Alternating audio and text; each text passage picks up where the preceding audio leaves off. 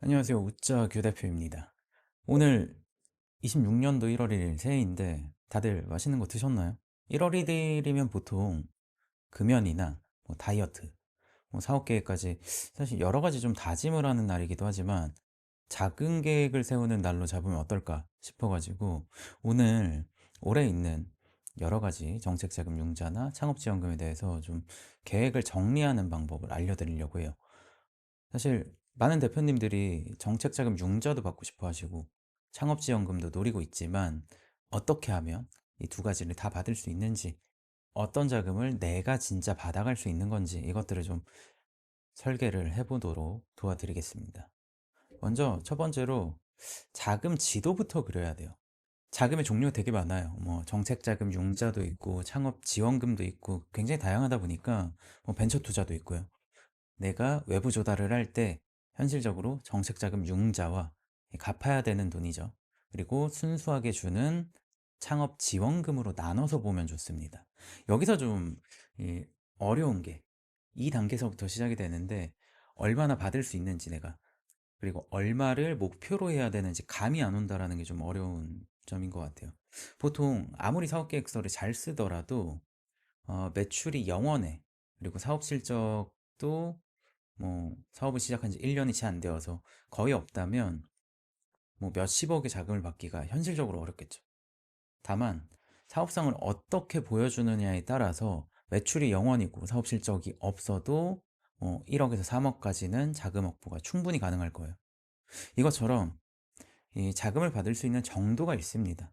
말도 안 되는 불가능한 목표를 세워라, 이게 아니라 가능한 목표를, 현실적인 계획을 바탕으로 해서 차곡차곡 세워나가는 게 중요한 거죠.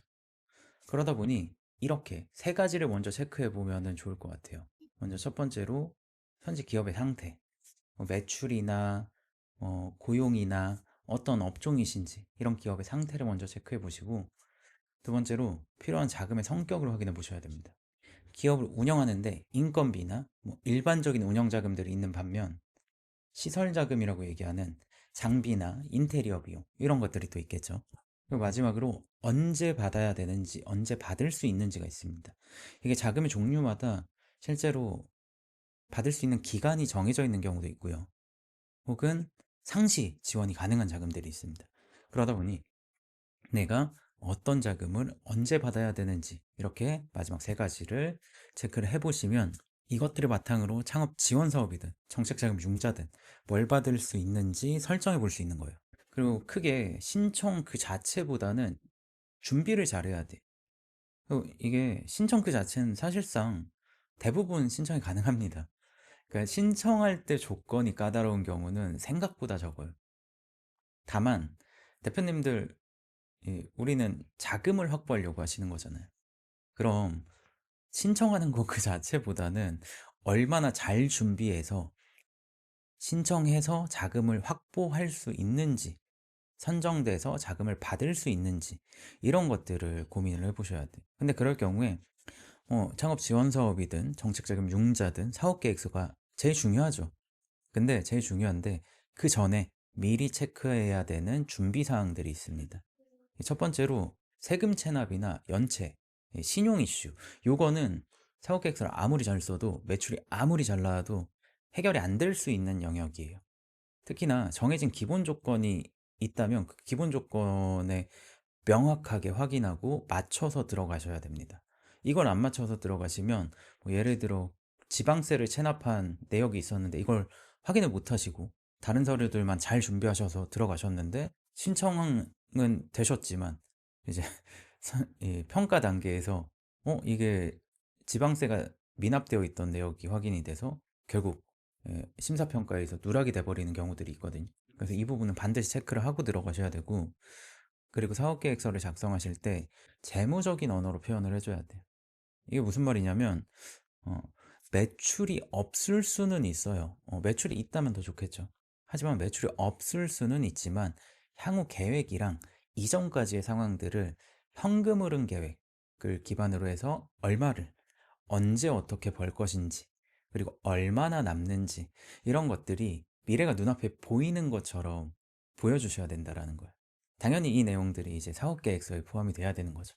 그리고 마지막으로 자금 용도를 명확하게 증빙해야 됩니다. 운전 자금은 그나마 덜해요. 그나마 덜한데 시설 자금은 이게 빠지면은 쉽지 않습니다.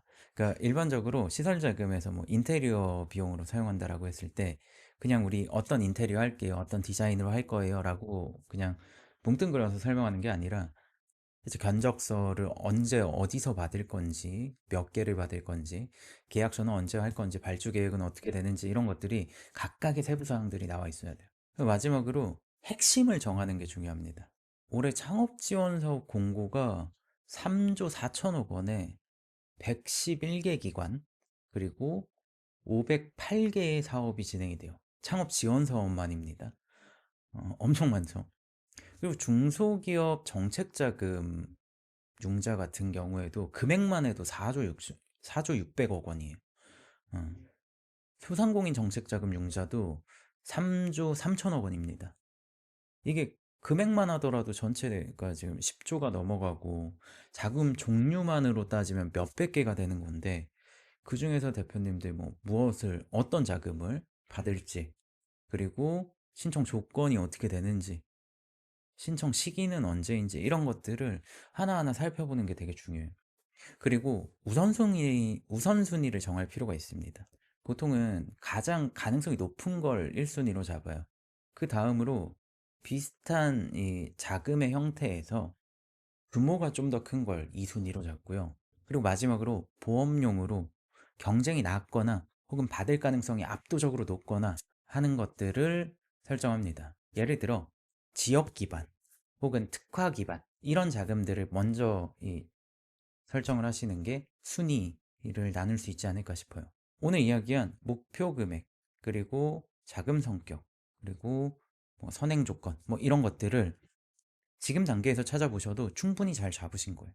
더 본격적으로는 뭐 이게 자금이 필요하신 게 명확하게 있으시거나 뭐 언제 받아야 된다 이런 것들이 딱 정해지신 상태에서 한시라도 빠르게 이 세부 자금별로 조건들이 조금 다를 수 있고 준비해야 되는 내용도 다르고 하니까 각각 세부적인 내용들을 좀 알아보시고 빠르게 서류 준비를 하시면 올해 더 늘어난 여러 종류의 자금들, 더 늘어난 규모의 자금을 충분히 받으실 수 있을 겁니다.